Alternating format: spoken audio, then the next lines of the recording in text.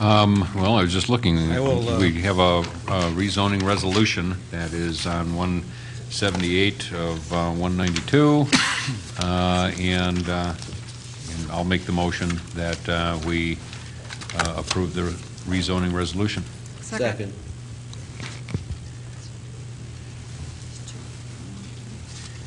Let's see. We'll give that tie to Mr. Copen. You go back and listen. Sorry. And so I made I trumped him. I made a motion or a second by Mr. Copen to approve the rezoning resolution as it is presented in our packet. Any further? One question. Yep. John's comment about having in the future, having a open space, what do you want to call it? Zoning. Zoning. Yeah.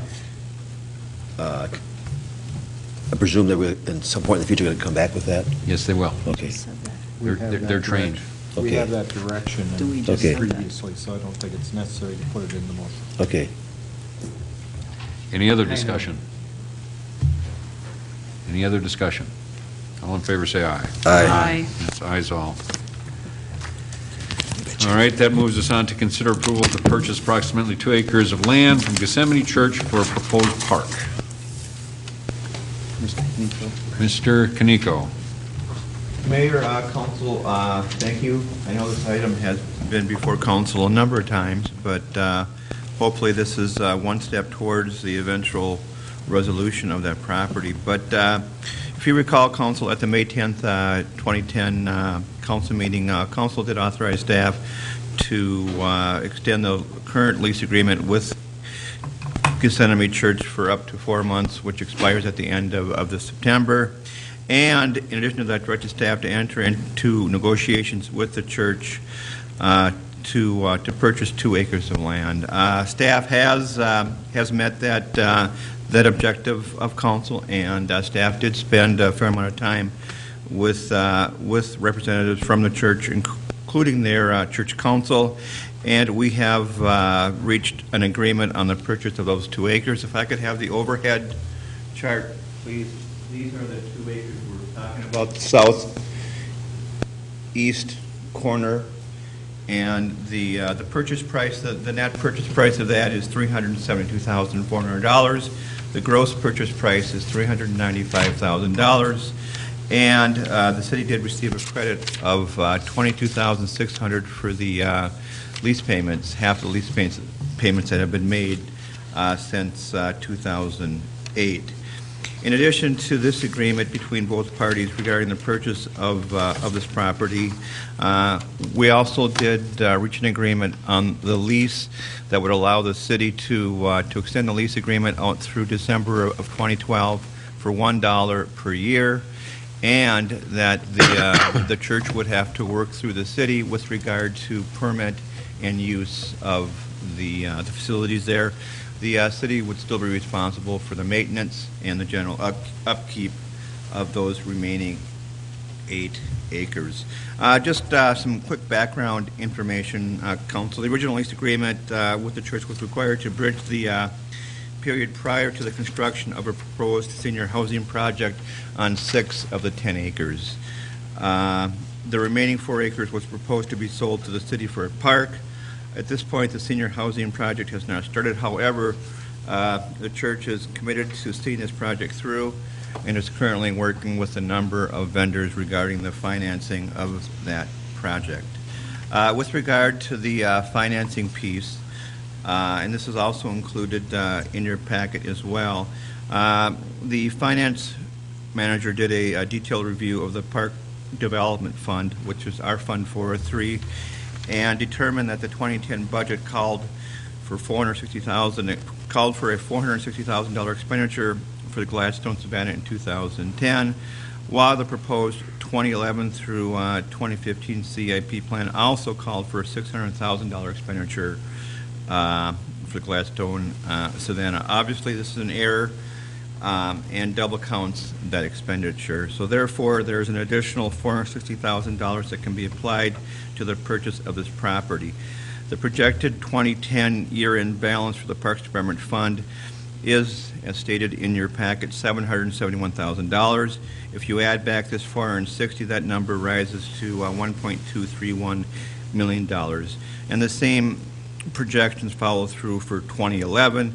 The year-end balance there is projected at $330,000, and if you add back that 460, we get to a figure of 763. Excuse me. In other words, the purchase of the property from the church will have no impact on projects included in the 2011 through 2015 capital improvement plan.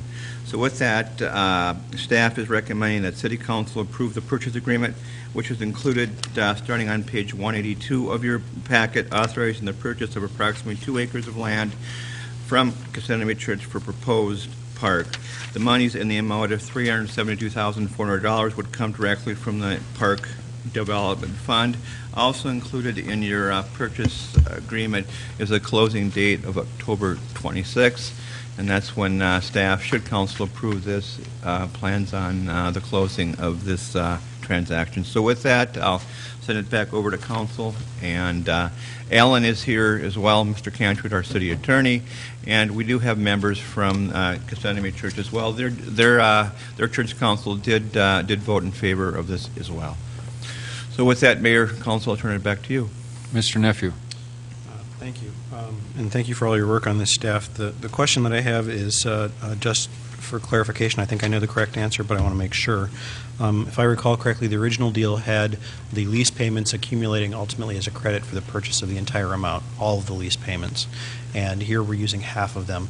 So the other half, is that remaining as a credit for the future purchase of the other part when the development is done? Mayor, council, that's correct, yes. And is that reflected anywhere in particular in either the purchase agreement or the revised lease agreement? I guess Mayor, maybe council, yeah, it is. There is a section of that is devoted in the Exhibit A, which was the addendum to the purchase agreement. That last paragraph there does speak to that. Let's see. Terms and conditions.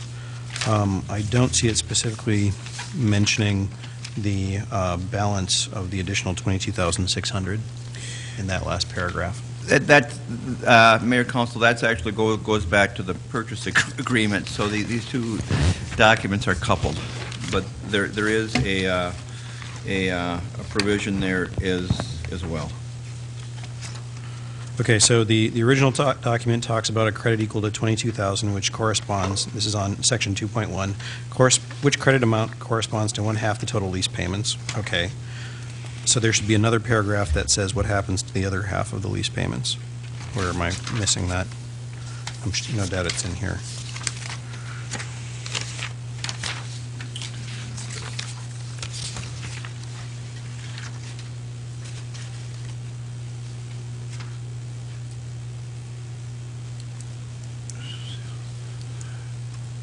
Mayor, council, yeah, that's a good point. It was the intent to put that provision in there. In fact, I thought it was in here. I'll have to go back and work with Mr. Cantrud on that. But and I'm not sure, honestly, if it, just as a matter of form, if it should be in the exhibit with the amended lease to say that it will, carry over, or if it should be in the purchase agreement, which maybe is separately. But whatever motion we make, I want to make sure that it reflects that we intend the contract to have that. And since that was the intent all along, I can't imagine that the church has any problem with it. And Mayor and Council, Just a it wasn't typo. one of these two documents. I don't know if the wrong one got in the packet or not, but the language is out there. So that certainly is our intent, and certainly the church is here, and that's their intent moving forward, too. Thank you.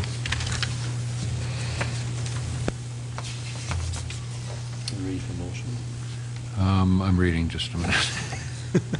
Oh, no. I Now I've just made I everybody thought go and I thought read I had seen it in another spot also, but I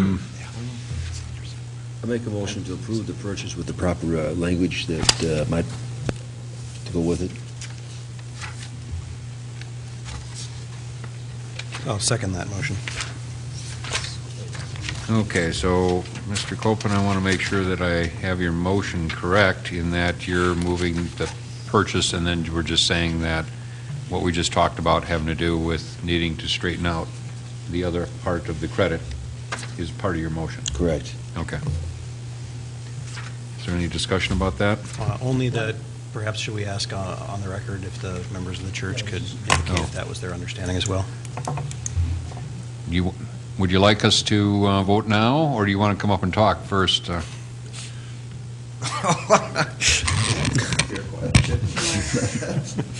Stop beating your wife. Treasurer from Gethsemane, and that is our understanding, the other balance would be offset against The future purchase. future purchase, right? I Thank thought you it was very- in there too, but, Thank you very much. It's just a matter of straightening out the final draft for signing. okay. Thank you. Okay. Are we ready? We have a motion to make the purchase and then make the changes, which we just discussed, having to do with the other half of the credit. All in favor, say aye. Aye. That sounded like ayes all. We had added in a number 7, which is appointment to the Tartan Ice Arena Board. Back when we were knowing that we were going to have a special election, we didn't assign a second person to that board, which is required, and said that we figured that the person who got elected would be the person to appoint to that board. That person is Marv Copeland. I did ask Marv if he was willing to accept this earlier. He said that he was. He was on it before, and so he knows what it's about. And so I move that we appoint Marv to the Tartan Ice Arena Board. Second. That was definitely him that time. Sure, whatever you say. And so I made a motion. It was seconded by Mr. Nephew. And it is to appoint Marv Copeland to be their second member of the Tartan Ice Arena Board. All in favor, say aye. Aye. Ayes all. Okay, that brings us to visitors' presentations. Time when you can come up and comment if you wish.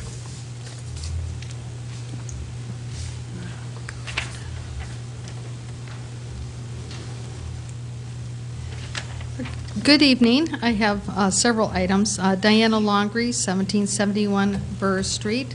Also, I'm a small business owner in Maplewood at 1321 Frost. A couple of things is that I was a little delayed the last council meeting, so I wasn't able to get here right on time.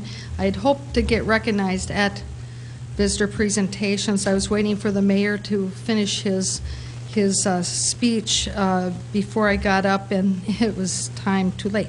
But one of the things that I had brought up to Mr. Rosbach after the meeting and to Mr. All, and they had indicated that they would share this with the rest of the council, and I hope they have. But one of the ideas that I had gotten, because North St. Paul had recently put up a statue in honor of their police officer who was killed in the line of duty. One of the ideas I got so that we can honor our Sergeant Joe Bergeron is that perhaps we could name our community center in honor of Sergeant Joe Bergeron. So I'd like to share that with the council as an idea that I think might have resonance with the community and I think would be very fitting. Also, I was wondering, is there any update with regard to the movement at the tourist cabin site? At the what site? Shores. None that I'm aware of. Is there any Things are movement? progressing as they should. We've got no updates. Okay. So one of the things that I wanted to, just to follow up, because I watched an older council meeting when you were going through the tax increment financing, and I was looking at that application, and it said that the land acquisition that the numbers were based on was $3 million. Is that correct? Does anybody have the answer to that? I don't have it with me now. Okay. Well, the application's right here, and I got a copy of it from the packet, and this is the agenda item H1. Anyway, the issue that I was wondering then is that how could a land acquisition be calculated at being $3 million when, again, the property value with Ramsey County is 1.6, and the property, the note with Highland Bank that was assigned is 2.4. What bank in this market is going to be able to give a developer that money for $3 million when the property value doesn't have the value that they're saying that it's going to, that they're